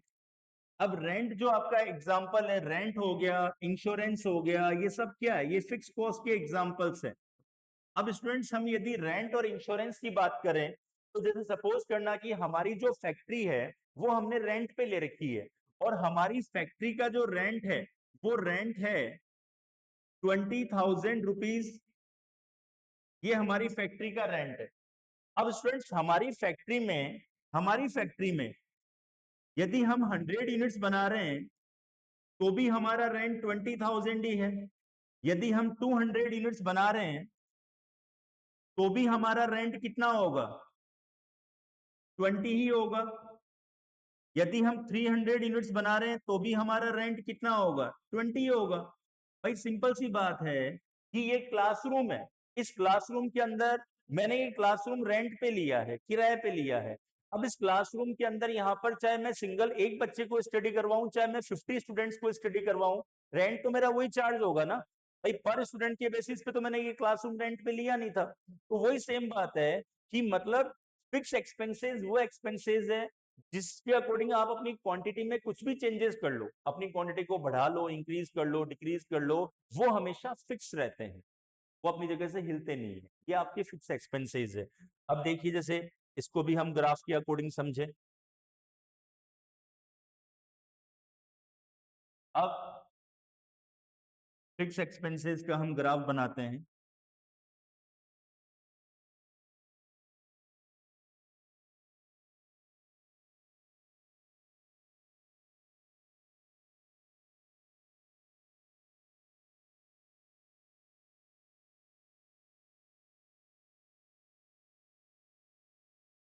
चलिए अब फिक्स एक्सपेंसेस की हम बात करें कि स्टूडेंट्स हम 100 यूनिट्स बना रहे हैं, 200 बना रहे हैं, 300 बना रहे हैं, 400 बना रहे हैं, जितनी भी बना रहे हैं। अब हमारा जो रेंट है, हमारा जो रेंट एक्सपेंसेस है, ये तो रेंट हो गया और ये हो गई हमारी यूनिट्स। ओके, अब हमारा जो रेंट है वो हम कितना पे कर रहे हैं? 20,000 रुपीज। भाई 20,000 रुपीज आप रेंट पे कर रहे हैं। अब आप यदि 100 यूनिट्स बनाएंगे तो उसपे भी आपका जो रेंट है वो 20 ही रहेगा। आप यदि 200 बनाएंगे तो उसपे भी रेंट 20 रहेगा, 300 पे भी 20 रहेगा, 400 पे भी 20 रहेगा। इसका मतलब कि ये जो यहाँ पर फिक्स एक्सपेंसेस है, चाहे आप कितनी भी यूनिट्स बना लीजिए, ये फिक्स एक्सपेंसेस आपका फिक्स ही रहेगा। स्ट्रेट लाइन फिक्स ही है। ओके, तो स्टूडेंट्स जो फिक्स एक्सपेंसेस है, चाहे आप कितनी भी नंबर ऑफ यूनिट्स बना लीजिए, वो आपका फिक्स रहता है। ओके, अब हम यदि बात करें सेमी वेरिएबल की, तो सेमी वेरिएबल एक्सपेंसेस वो एक्सपेंसेस है स्टूडेंट्स जिसका कुछ पार्ट तो रहता है वेरिएबल और कुछ पार्ट रहता है फिक्स। इसका कुछ पार्ट तो है वेरिएबल और कुछ पार्ट रहता है फिक्स। मतलब इसमें दोनों ही गुण है। ठीक है, मतलब होता है ना भाई, एक बच्चा है वो बिल्कुल शरीफ है, एक बच्चा बिल्कुल बदमाश, और एक बच्चा थोड़ा शरीफ थोड़ा बदमाश। वही सेम बात इसकी है कि भाई इसका नेचर ऐसा है कि इसका कुछ पार्ट तो वेरिएबल रहता है, कुछ फिक्स रहता है। बोले सर वो एग्जांपल देके बताओ, बिल्कुल बताते हैं। अब स्टूडेंट्स जैसे कि हमारा इलेक्ट्रिसिटी बिल, अब इलेक्ट्रिसिटी बिल जरूरी नहीं है कि फैक्ट्री का ही कुछ अलग आता हो, नहीं। इलेक्ट्रिसिटी बिल यहाँ पर जो हमारे घर में आता है, ठीक है, उसका भी आप एग्जांपल ले सकते हो कि भाई घर में जो बिजली का बिल आता है उसके अंदर गवर्नमेंट हमसे एक तो फिक्स चार्जेस लेती है, चाहे हम इलेक्ट्रिसिटी कंज्यूम करें या ना करें, बिजली चलाएं या नहीं चलाएं, एक हमसे वो फिक्स चार्जेस लेती है। तो अब एक तो हमारे इलेक्ट्रिसिटी बिल में गवर्नमेंट हमसे फिक्स चार्जेस लेती है। मान लेते हैं कि 400 रुपए वो हमसे फिक्स लेती है, तो मतलब 400 रुपए पर मंथ तो हमें वो पे करना ही करना है, चाहे हम घर में है ही नहीं, हम 1 महीने की छुट्टी पे बाहर गए हुए हैं, तो भी हमारा बिजली का बिल आएगा और उसमें हमें 400 रुपए पे करने होंगे। और बाकी जो यहाँ पर 400 रुपए के ऊपर का जो बिल होगा हमारे घर का, वो वेरिएबल होता है, वो हमारी यूनिट्स के हिसाब से चार्ज होता है, जितनी यूनिट्स हम यूज कर रहे हैं उसके हिसाब से चार्ज होगा।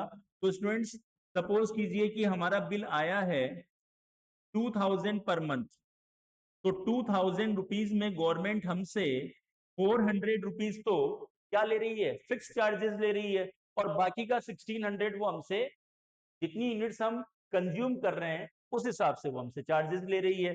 तो यहाँ पर इलेक्ट्रिसिटी जो एक्सपेंसेस है हमारा, चाहे फैक्ट्री का हो कहीं का भी हो, उसमें कुछ पार्ट फिक्स होता है और कुछ पार्ट क्या होता है? वेरिएबल होता है। ओके, तो यहाँ पर अब आते हैं कि ये जो वेरिएबल फिक्स और सेमी वेरिएबल है, तो मैंने आपको यहाँ पर जो वेरिएबल एक्सपेंसेस है वो तो आपकी क्वांटिटी यूनिट्स के बेसिस पे क्या होगा? चेंज होगा, वेरिएबल होगा।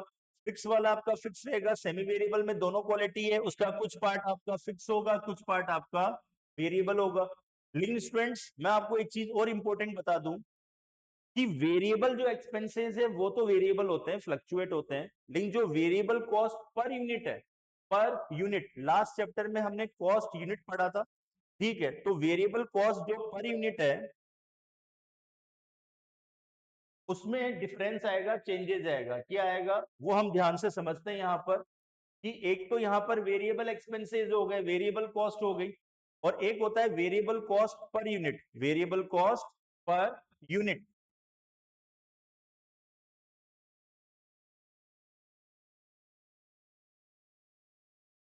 अब स्टूडेंट्स जो वेरिएबल कॉस्ट है वो तो हमारी क्या करती है? फ्लक्चुएट होती है, वेराई करती है, ठीक है, नंबर ऑफ यूनिट्स के बेसिस पे चेंज होती है। लेकिन जो वेरिएबल कॉस्ट पर यूनिट होती है ना, वेरिएबल कॉस्ट पर यूनिट,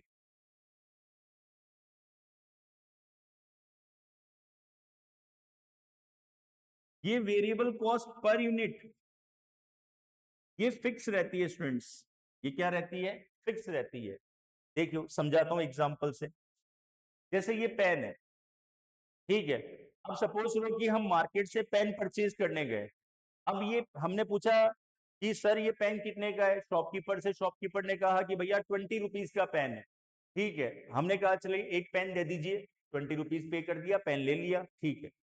यदि हम उसको बोले भैया 10 पेन दे दीजिए, तो एक पेन, सिंगल वन पेन यदि हम परचेज कर रहे हैं तो सिंगल वन पेन कितने का है? 20 का। और यदि हम वही उससे 10 पेन परचेज करें तो 20 रुपए के हिसाब से कितने हो गए? 200 रुपए हमें उसको पे करने होंगे, है ना। तो मतलब देखिए, आपका जो पेन है, ये पेन पर यूनिट मतलब पर पीस 20 रुपीज है, पर पीस 20 रुपए है। ओके, मतलब दुकानदार ने कहा भैया एक पेन लोगे तो भी 20 का, 10 लोगे तो भी 20 का, 100 लोगे तो भी 20 का। मतलब आप कितने भी पेन ले लो, वो रेट 20 रुपए ही लगा रहा है आपकी, है ना, आपको कोई डिस्काउंट नहीं दे रहा है। तो स्टूडेंट्स, आप यहाँ पर जो भी पर पीस परचेज कर रहे हैं, तो आपकी इस पेन की जो वेरिएबल कॉस्ट है, ठीक है, वो 20 rupees per piece per unit आ रही है। ओके, जैसे हम मार्केट में कोई भी अपने कॉटन के लिए अपन रॉ मटेरियल परचेज करने गए, अब रॉ मटेरियल के लिए हमने पूछा भैया पर यूनिट रॉ मटेरियल किस हिसाब से दिया आपने यहाँ पर? ओके, मतलब मीटर के हिसाब से मान लेते हैं, कपड़े वगैरह हैं, मीटर के हिसाब से किस हिसाब से दिया या किलोग्राम के हिसाब से किस हिसाब से दिया? तो उसने कहा कि भैया 100 रुपए पर केजी। अब चाहे मैं 1 केजी लूं तो भी 100 रुपए, यदि मैं 10 केजी लूंगा तो भी वो 100 रुपए पर केजी लगाएगा। तो यहाँ पर यदि मुझसे सिंगल 1 केजी लेता हूं तो 1 केजी का उसने मुझे कहा 100 रुपए, और मैं उससे 10 केजी लूंगा तो 10 मल्टीप्लाई 100 कितना हो जाएगा? 1000 रुपए। तो इसका मतलब मेरी जो वेरिएबल एक्सपेंसेस है, वेरिएबल कॉस्ट है, वो पर यूनिट तो मेरी फिक्स है, क्योंकि पर यूनिट वो फिक्स रहेगी, लेकिन जो टोटल वेरिएबल कॉस्ट है वो वेराई होगी, फ्लक्चुएट होगी। अब हम बात करें कि भैया variable cost per unit fix रहती है ना। तो अब देखो आप यहां पर 100 यूनिट्स, कितनी यूनिट्स परचेज कर लीजिए आप?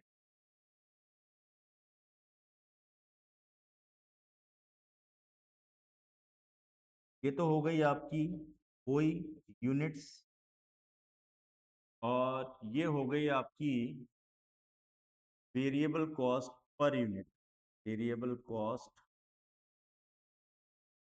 Per unit.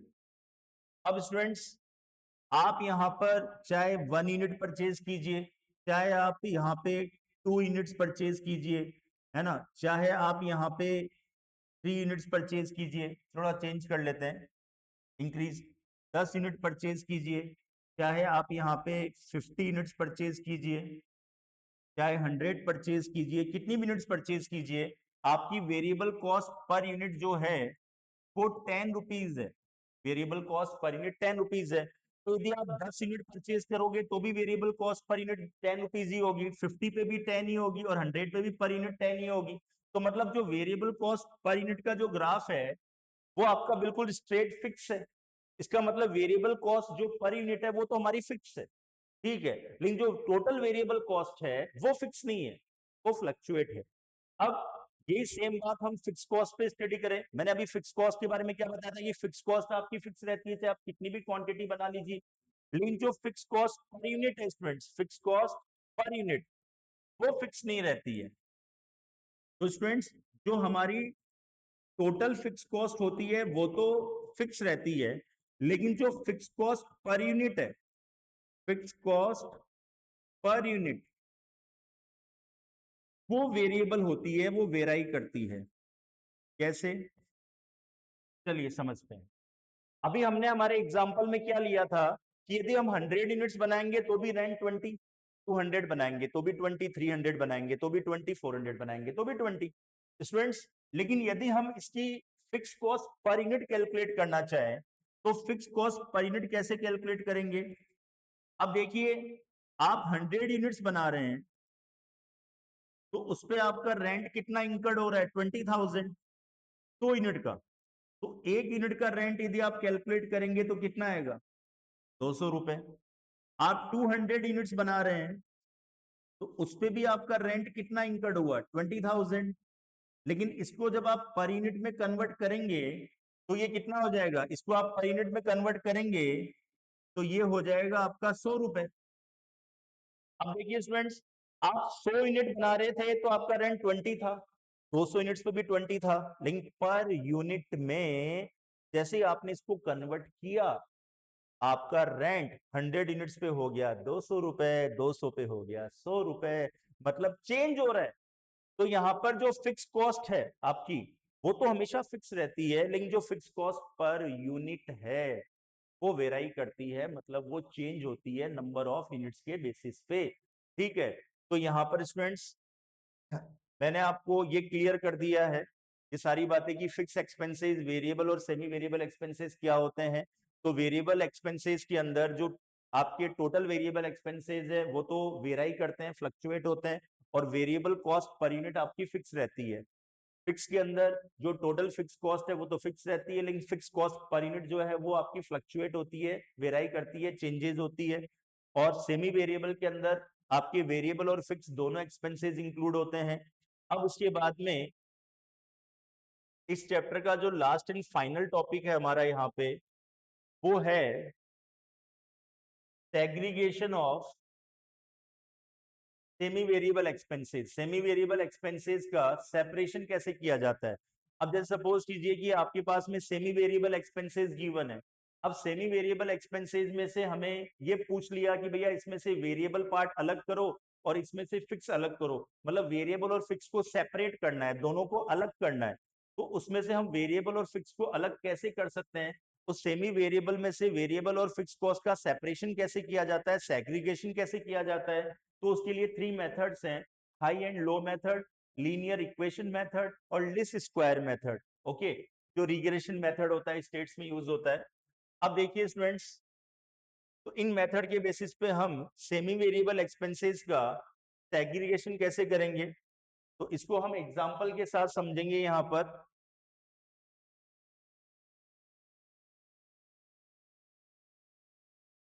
Semi variable expenses का सेग्रीगेशन विद एग्जांपल हम समझेंगे यहाँ पे।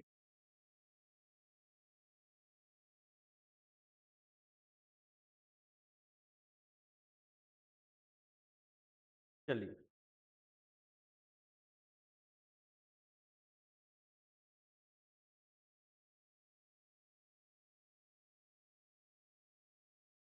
अब जैसे कि ये एग्जांपल है, ठीक है। अब इस एग्जांपल में हमारे पास में सेमी वेरिएबल एक्सपेंसेस गिवन है। अब इस सेमी वेरिएबल एक्सपेंसेस का हमें क्या करना है, सेपरेशन करना है, इसका सेग्रीगेशन करना है।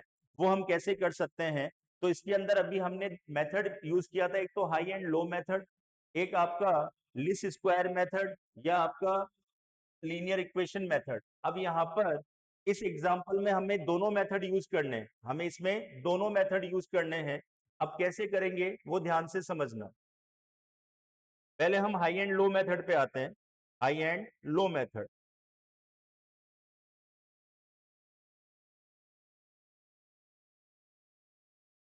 तो स्टूडेंट्स, जब हम सेमी वेरिएबल एक्सपेंसेस का सेपरेशन करते हैं, उसका सेग्रीगेशन करते हैं, सेमी वेरिएबल कॉस्ट को जब हम सेपरेट करते हैं, अलग अलग करते हैं, उसमें से वेरिएबल और फिक्स एक्सपेंसेस का सेपरेशन करने के लिए हम क्या करते हैं, उसके लिए फर्स्ट मेथड है हमारा हाई एंड लो मेथड,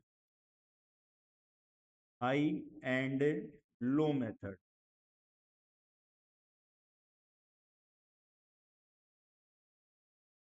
अब इस हाई एंड लो मेथड में हमें क्या करना है, सबसे पहले स्टेप बाय स्टेप चलना है। फर्स्ट स्टेप, पहली स्टेप, फर्स्ट स्टेप में हमें क्या कैलकुलेट करना है, पहली स्टेप में हमें सबसे पहले तो कैलकुलेट करना है variable cost per unit, variable cost per unit. ये कैसे कैलकुलेट किया जाएगा, variable cost per unit calculate होगा स्टूडेंट्स,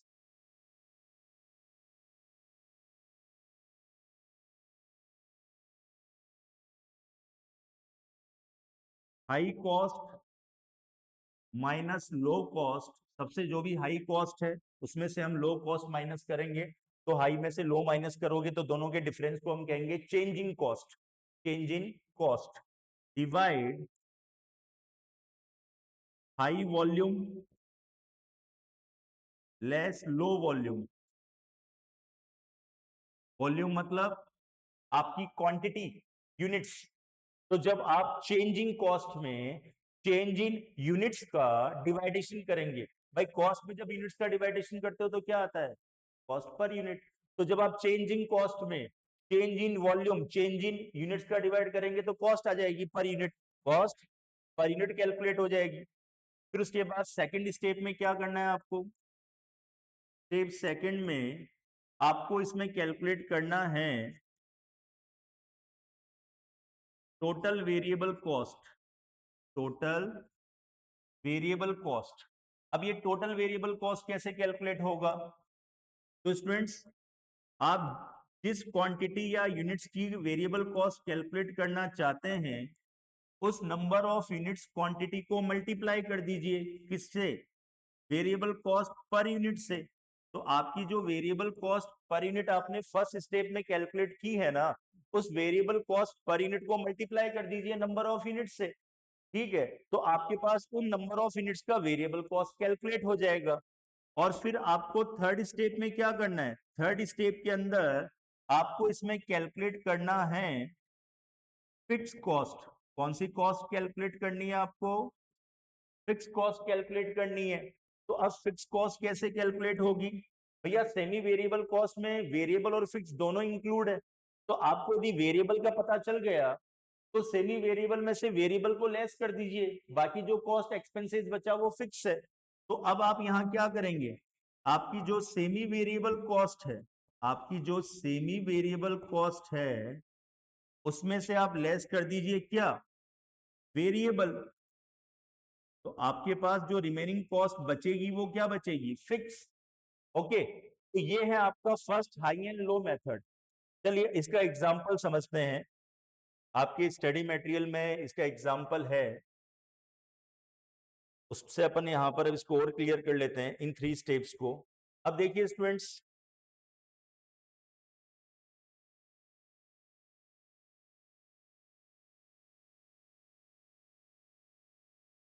अब ये जो एग्जांपल है segregation of semi variable cost, इसमें आपके पास में 1 2 3 4 4 मंथ्स की इंफॉर्मेशन है। 4 मंथ्स की जो कॉस्ट है ये सेमी वेरिएबल कॉस्ट है, ठीक है। और उसके आगे आपके पास प्रोडक्शन वॉल्यूम मतलब नंबर ऑफ यूनिट्स है।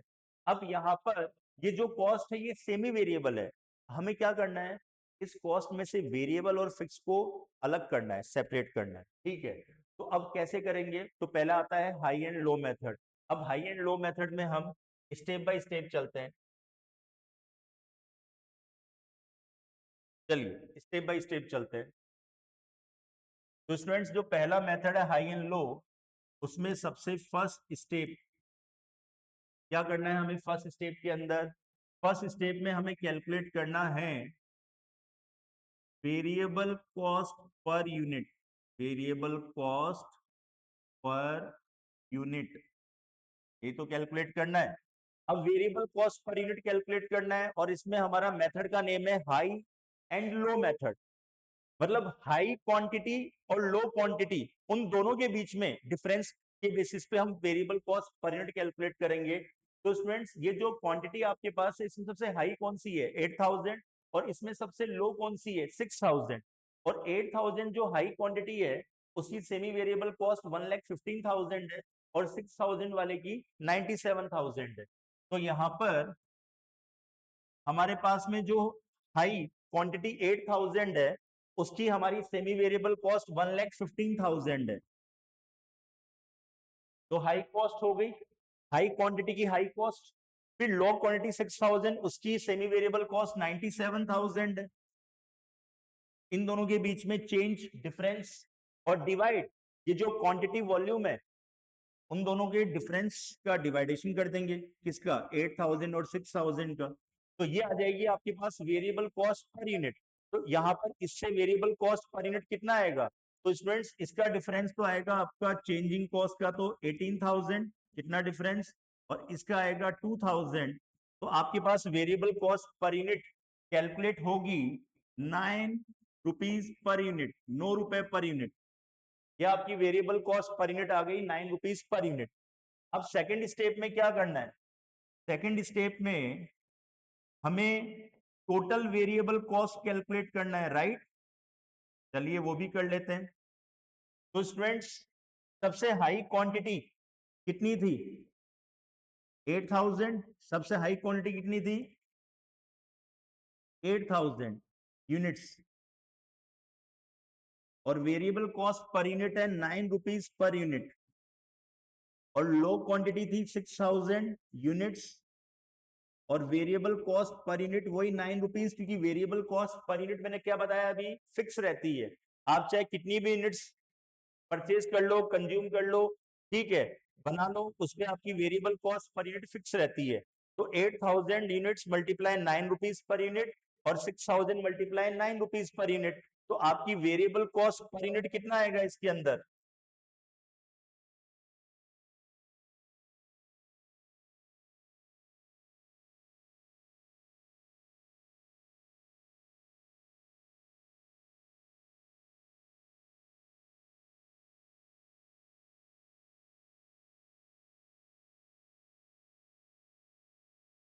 ये लीजिए, तो स्टूडेंट्स यहां पर आपकी जो वेरिएबल कॉस्ट है वो कैलकुलेट हो गई 8000 यूनिट्स की, तो 72000 और 6000 की आ गई 54000। ये तो आपकी वेरिएबल कॉस्ट आ गई।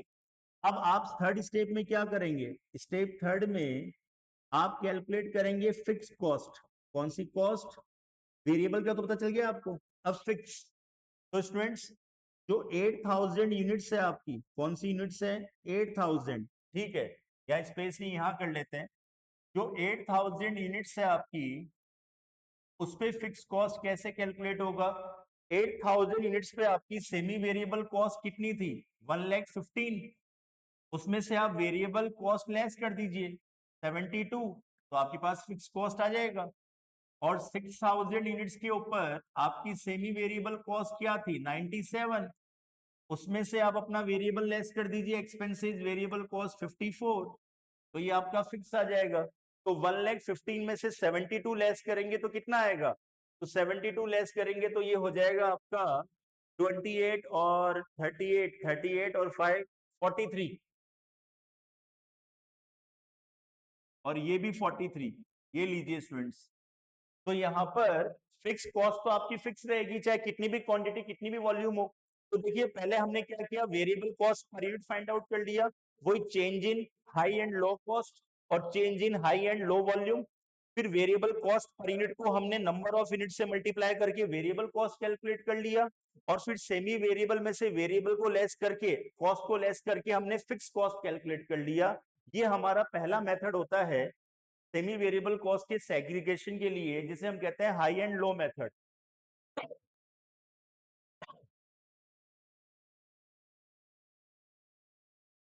अब इसके बाद में नेक्स्ट आता है स्टूडेंट्स आपका linear equation list square method, जिसको हम कहते हैं कि दोनों सेम ही है, दोनों में इक्वेशन के बेसिस पे हमें सेमी वेरिएबल कॉस्ट का सेग्रीगेशन करना होता है, ठीक है, दोनों के अंदर। अब यहाँ पर इसके लिए हमें इक्वेशन यूज करनी है। क्या इक्वेशन यूज करनी है? इस मेथड में हमें इक्वेशन यूज करनी है स्टूडेंट्स कि y equals to M X plus C, ठीक है। इसको हम ये भी कह सकते हैं कि TC equals to TVC plus TFC. मतलब y का मतलब तो यहां पर क्या है? y का मतलब तो है टोटल कॉस्ट। y का क्या मीनिंग है? टोटल कॉस्ट, मतलब total semi variable cost, semi variable cost. और x का मतलब है volume, number of units, number of units. m का मतलब है variable cost per unit, variable cost per unit. और c का मतलब है फिक्स कॉस्ट, फिक्स कॉस्ट। तो स्टूडेंट्स अब हमें सेमी वेरिएबल कॉस्ट की हम बात करें तो सेमी वेरिएबल कॉस्ट जो टोटल कॉस्ट है हमारी, ठीक है, वो कैसे कैलकुलेट होगी?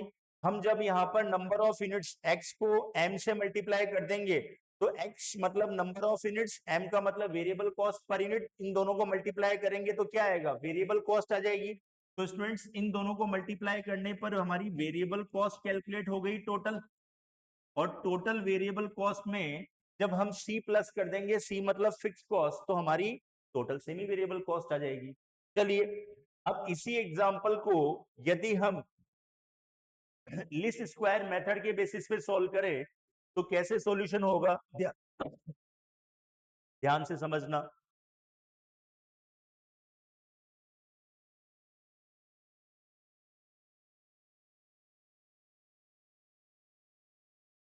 देखिए स्टूडेंट्स, इस एग्जाम्पल में हमने वेरिएबल कॉस्ट पर यूनिट कैसे कैलकुलेट किया था, पता है, वही सेम 9 रुपीज पर यूनिट, वही changing cost upon changing volume units. अब वेरिएबल कॉस्ट हमारी 9 रुपीज है और हमें इसके अंदर क्या कैलकुलेट करना है, टोटल कॉस्ट मतलब total semi variable cost calculate करना है। कर लेते हैं। पहले हम बात करते हैं 6000 यूनिट्स की। अब 6000 यूनिट्स की हम बात करें तो 6000 यूनिट्स पे हमारी वेरिएबल कॉस्ट क्या होगी।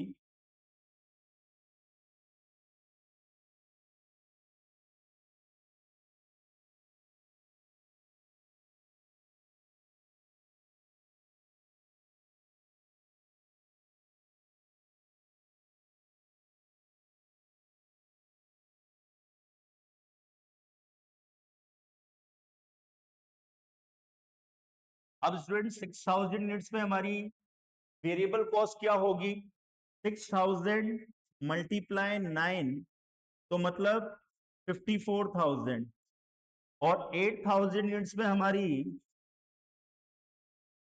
वेरिएबल कॉस्ट होगी 8 मल्टीप्लाई 9 72,000, राइट। ओके, तो अब यहाँ पर फिक्स कॉस्ट कैसे आएगी, फिक्स कॉस्ट आपकी वही सेमी वेरिएबल कॉस्ट में से आप माइनस कर देंगे क्या, वेरिएबल कॉस्ट, तो फिक्स कॉस्ट आ जाएगी। और यहाँ पर इन दोनों का टोटल कर देंगे, वेरिएबल और फिक्स का, 54 प्लस 43 और 72 प्लस 43, तो ये आपकी सेमी वेरिएबल कॉस्ट हो जाएगी। तो 54 प्लस 43 हो जाएगा 97,000 और 72 प्लस 43 हो जाएगा 1,15,000। तो इस अकॉर्डिंग हम क्या कर सकते हैं, यहाँ पर हम लीस्ट स्क्वायर मेथड के बेसिस पे भी सेग्रीगेशन कर सकते हैं इजीली, आराम से यहाँ पर, ठीक है। लेकिन दोनों मेथड में से बेस्ट अच्छा मेथड कौन सा है, तो वो आपका high and low method students, ठीक है। मोस्टली वही यूज होता है कॉस्टिंग के अंदर, high and low method. Okay, क्योंकि दोनों के अंदर तरीका सेम ही है। पहले हमें दोनों मेथड में वेरिएबल कॉस्ट पर यूनिट तो कैलकुलेट करना ही होगा, और दोनों में वेरिएबल कॉस्ट पर यूनिट का सेम तरीका है कैलकुलेट करने का, वही changing cost upon changing volume या आउटपुट। फिर उसके बाद हमें उस वेरिएबल कॉस्ट पर यूनिट को नंबर ऑफ यूनिट से मल्टीप्लाई करके वेरिएबल कॉस्ट कैलकुलेट कर लेना है, और फिर सेमी वेरिएबल में से वेरिएबल को लेस करके फिक्स कॉस्ट कैलकुलेट कर लेना है। तो सेम है। ओके, तो ये लास्ट टॉपिक था स्टूडेंट्स। तो क्लासिफिकेशन वाला जो टॉपिक चैप्टर है हमारा यहाँ पर, उसमें ये सारे पॉइंट्स कवर हो रहे हैं, और ये सारे हमारे इंपॉर्टेंट है, क्योंकि ये सारे टॉपिक्स, ये सारे पॉइंट्स आगे नेक्स्ट जो चैप्टर्स आएंगे हमारे, ज्यादा वेटेज वाले जो चैप्टर है न्यूमेरिकल, उनमें यूज होंगे। तो ये बेसिक चैप्टर जो था वो मैंने कंप्लीट कर दिया है। तो स्टूडेंट्स नेक्स्ट चैप्टर जो हम स्टार्ट करेंगे वो है हमारा कॉस्ट शीट, जिसमें से 7 मार्क्स का क्वेश्चन आता है एग्जाम के अंदर, 7 मार्क्स उसका वेटेज है। और अभी ये जो 3 चैप्टर्स हमने कंप्लीट किए इंट्रोडक्शन वाले में पार्ट में, ये 4 मार्क्स के क्वेश्चन बन जाते हैं, इसमें एमसीक्यू क्वेश्चन ज्यादा होते हैं, लेकिन बेसिक था इसलिए बेस स्ट्रांग होना जरूरी है। ओके स्टूडेंट्स, मिलते हैं नेक्स्ट क्लास में, थैंक यू, बाय।